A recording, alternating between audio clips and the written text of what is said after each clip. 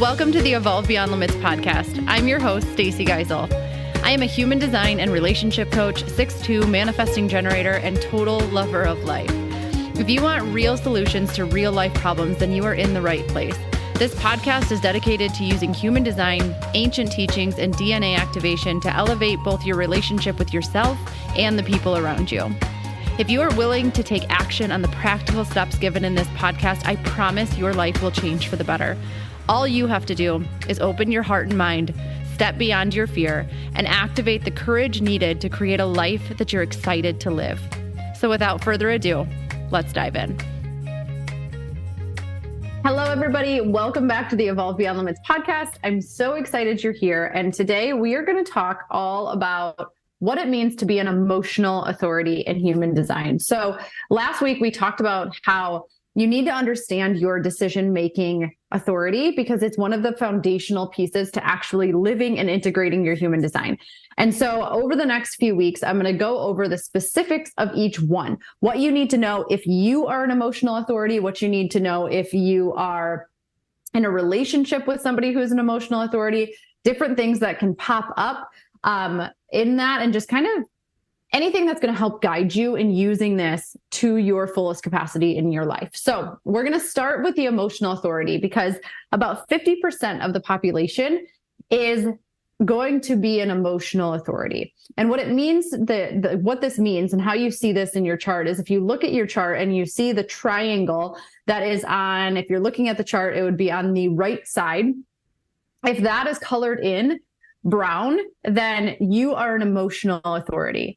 Okay. And so if you're an emotional authority, you are designed to wait for clarity, meaning that you're not actually designed to be spontaneous with your decisions. And as a fellow emotional authority, the fast-paced, impatient world we live in is probably has you believing that you need to make decisions in the moment before you truly have clarity on whether it's a yes or a no for you. And if you're somebody who has an undefined root center and you have this, then there's a good chance that a lot of pressure builds up for you to make decisions quickly. And you are very impatient, which can mean that it ultimately ends up sending you down the wrong road when it comes to making decisions because you're trying to rush them, you're trying to force them, and you're trying to push them. And that's not something that we want to do as an emotional authority, because this is the way that you function is all day long. You have this emotional wave that is going up and then down and then up and then down and then up and then down. You're an emotional being. You're meant to feel the depths of everything, the highest highs, the lowest lows, and everything in between. And you have these moments of clarity, okay? But for most people, that up and down that they're going through is where they make decisions. And that would be making decisions based on your emotions, not what is best for you, not your sacral, because your decisions are still coming from your body wisdom. And so we don't want to make decisions with emotion. And if we allow our emotional wave to dictate our decisions, then that's exactly what we're doing. Meaning that you're talking to somebody and you're in a really good mood and you're just like in the highest of vibes, right? And they ask you to do something, you're probably going to say yes because you're in a good mood. Now, on the other hand, if you're having a hard day, you're stressed out, maybe you just had a hard moment, a difficult conversation with somebody, and you're kind of in a funk, then more than likely you're going to say no to whatever somebody asks you. And this is not what we want to do. We want to wait out our emotional wave. This is our responsibility, is to wait out our emotional wave and wait for that moment when we're neither high nor low. We are in that neutral zone, and that is when our body is going to speak to us, and we're going to get that hit that it's like a yes or a no, or a move forward or a don't move forward. So as an emotional authority, you need to adopt this phrase, let me sit with that. Okay? Let me sit with that. And you can adjust it to, let me check my calendar. I really want to give this the time and attention it deserves. So give me a few days to see if I have the time and the space for something like this.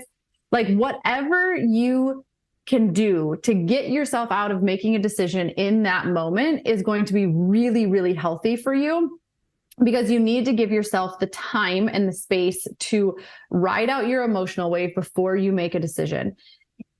Again, if you make the decision in the moment, more than likely you're going to be basing it off the mood that you're in, not what's actually best for you in that moment. And this is what I oftentimes hear with emotional authorities, and I've experienced this myself, is that you almost feel this like internal click where you just know if it is a yes or a no or a move forward or a don't move forward. And it's oftentimes going to happen when you least expect it. So you might be when you're in the shower, you're driving. Somebody has told me once that they woke up in the middle of the night and they just like knew. And the reason that it happens in these times is because we're more than likely the most present in those times. We're not trying to force the decision. We're just kind of living our life. And when you're living your life, normally you're allowing yourself to play, you're not ruminating in that decision, then that is when that click is going to happen. Okay. So a lot of times I get the question, what do I do while I'm waiting?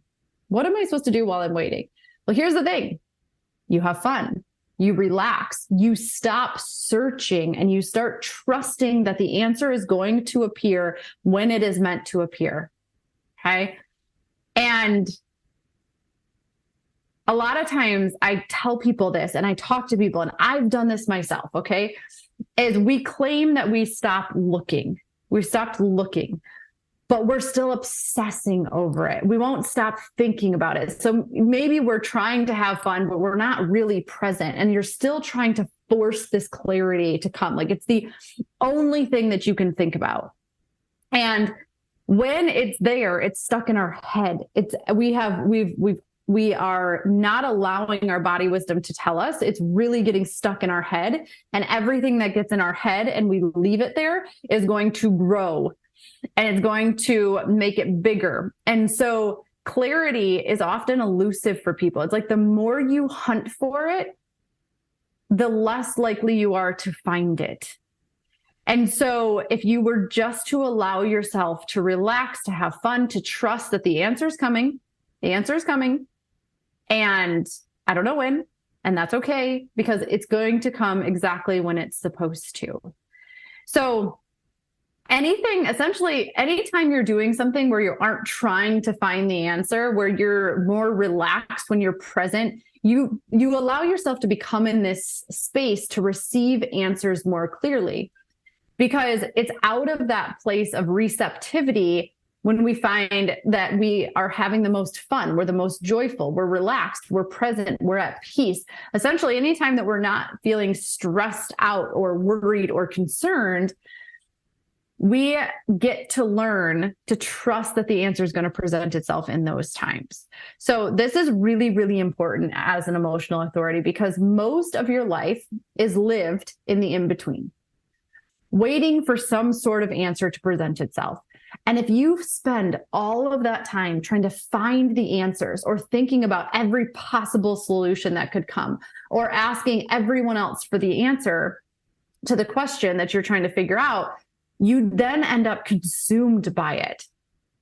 And once you become consumed by it, the further away it's going to get. And then you end up missing, not only do you not have the answers, you're missing out on life because you're not present. You're sitting in this state of confusion and frustration and anger and annoyance and all these different things, instead of simply just letting go and trusting that the answer is going to come exactly when it's supposed to. Okay. So another question that I get is, what if it's a no? What if the answer is a no? Like you're waiting for the answer, and then next thing you know, it's like, no, I'm not supposed to do this. I'm not supposed to move forward with this. Well, if you're anything like me, you don't like to be told no. You don't want to be told no. So this can be a little bit tricky, especially when it's something that you really wanted to do, or you really want to do, or you were really excited about. And then it's like, no. What do you mean? No, there must be a mistake. I know that I've said that many of times. Like, there must be a mistake. Well, there's never a mistake, because usually what no means is it means not right now. It's not a no forever. It's just the timing isn't correct yet. And so it could also mean that you don't have enough information to give yourself a clear answer. So you might need to ask more questions. You might need to research it a little bit more. You might need to ask somebody advice and ask them to give you some things to kind of respond to and ponder over. So it's a no until it's a yes, but sometimes it's just a no. And you don't have to understand it. You just need to honor it, because you can't see through the divine tapestry of why, right? Even though your head is going to try to make sense of it and it's going to want to make sense of it, instead of trying to process it or figure out why it's a no or why it's a yes, just follow your authority and move on.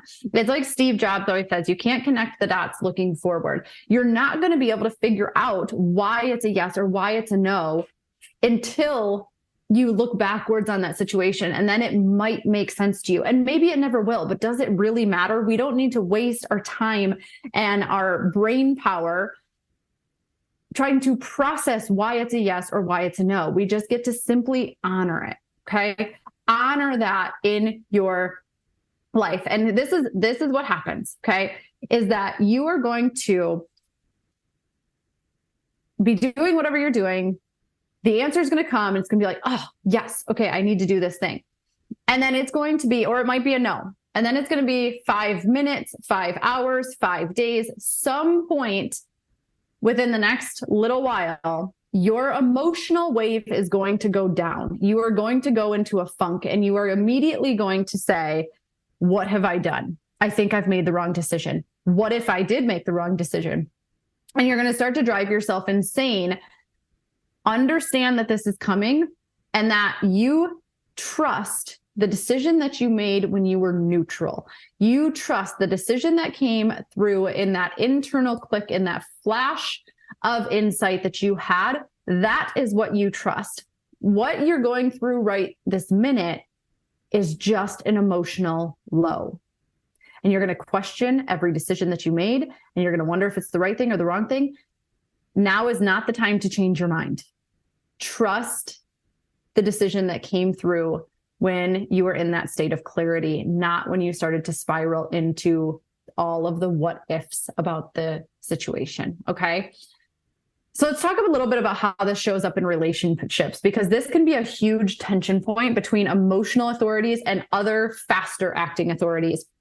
And what I mean by that is if you're a sacral authority or you're a splenic authority, you're going to be able to make decisions in the moment. Like, you make decisions very quickly, you make them in the moment.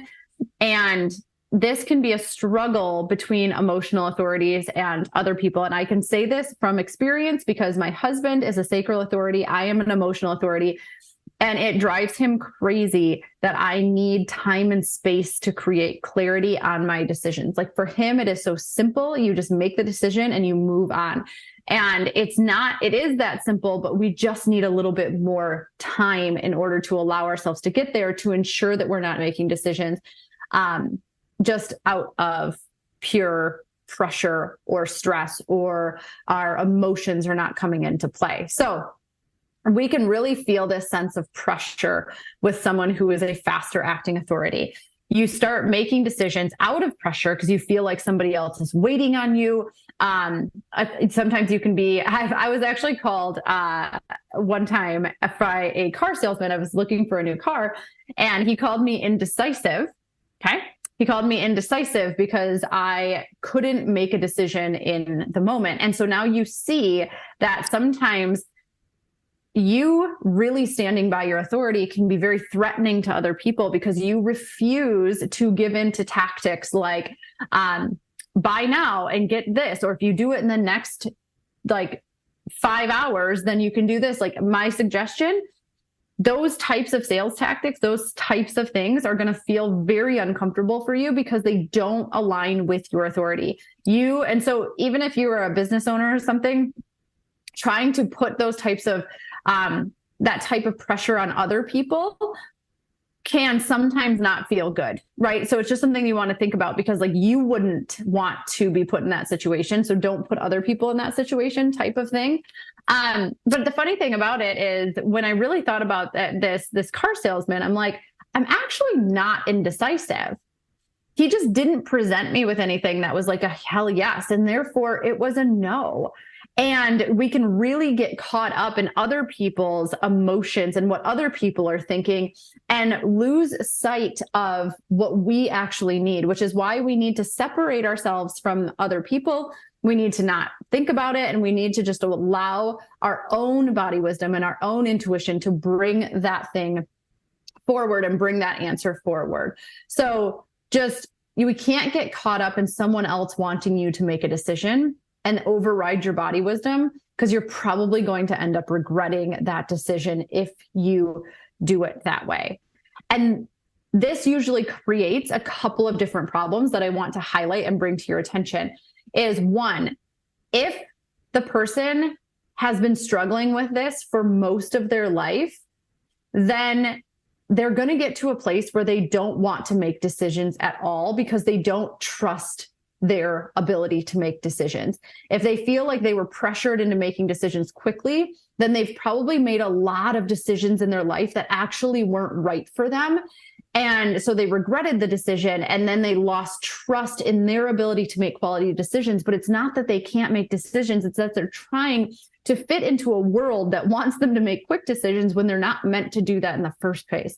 So when you think about this, this starts to compound over time. It didn't just happen. So if this is you and you consider yourself somebody who really struggles to make decisions, just understand that you're not broken. You're not indecisive. You just have to learn to trust yourself again.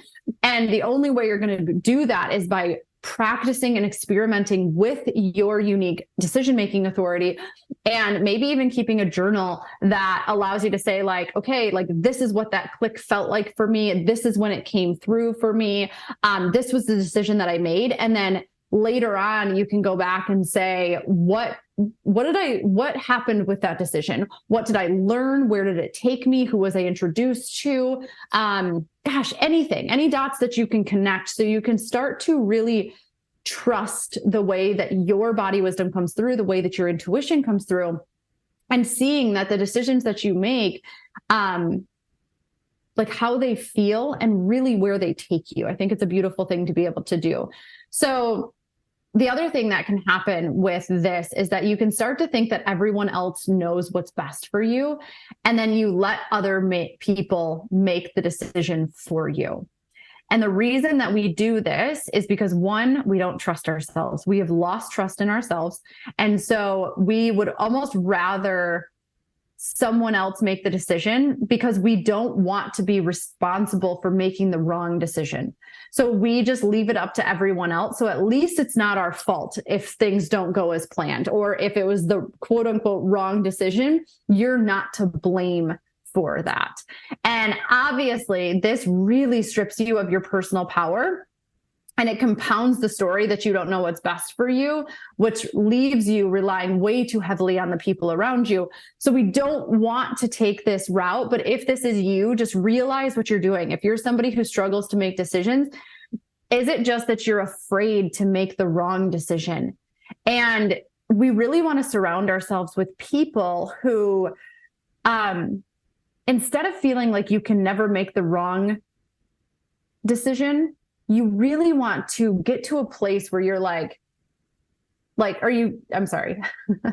rewind. So instead of being in a place where you're like, you feel like you can never make the right decision, right? We really want to surround ourselves with people and have a lot of grace and forgiveness to ourselves that, like, what if we could never make the wrong decision? What if no decision we ever made was the wrong decision? And we just got rid of this polarity of right and wrong. And it's just like, hey, this is the decision that is the best for this moment. It's the best one that I can come up with.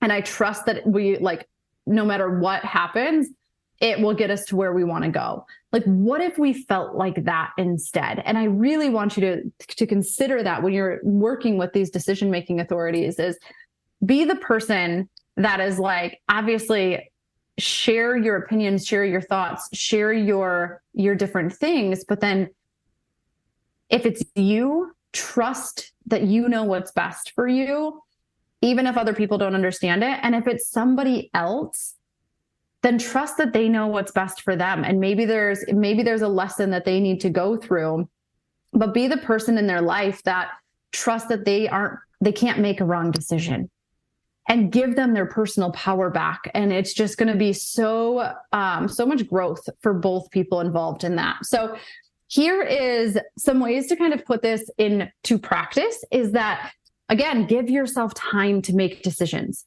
Start by giving yourself a day for smaller decisions and a week for bigger decisions. And notice how many different emotions flow through you during that time. Then again, the flash of clarity is coming. And remember that if it's not a yes, it's a no, which often means just not right now.